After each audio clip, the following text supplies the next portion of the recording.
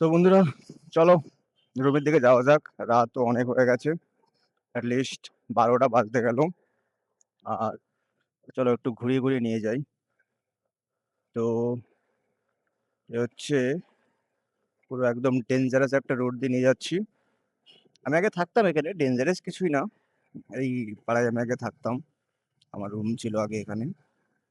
তো রুমটা একটু ভালো, যাচ্ছে সাথে একটু তুমি বোঝা যাবে যে না অন্ধকারে কেমন ক্যাপচার করতে পারছে। তো চলো যাওয়া যাক। আশা করছি রাত হয়ে গেছে একটু কেমন লাগছে।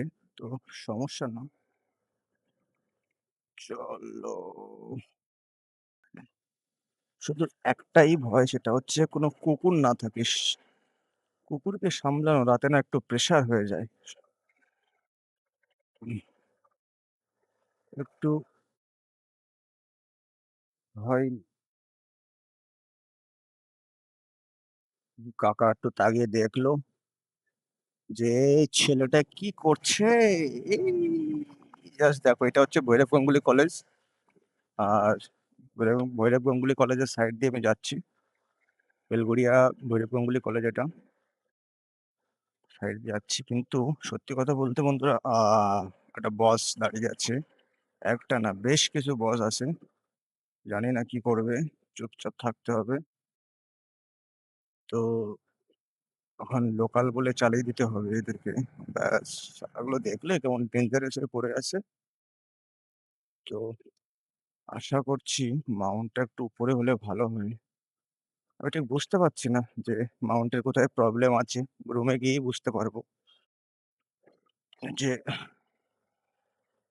কোথায় প্রবলেম হচ্ছে মাউন্টের বেসিক্যালি।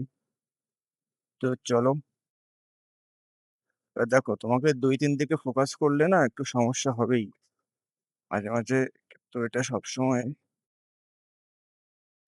ক্যারি অন করা যাবে না, হ্যাঁ?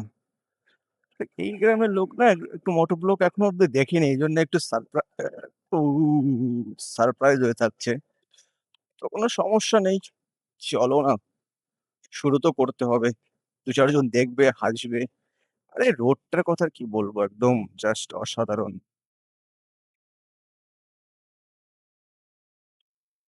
মানে মারাত্মক। এখন রাতেই মোটোব্লগ করবো। দিনের বেলায় এখন বেরোতে পারবো না, লজ্জা লাগবে। দাঁড়াও, এখানে চলে এসেছি রুমের সামনে। এখন এটা খুলে ফেলতে হবে। না হলে একটু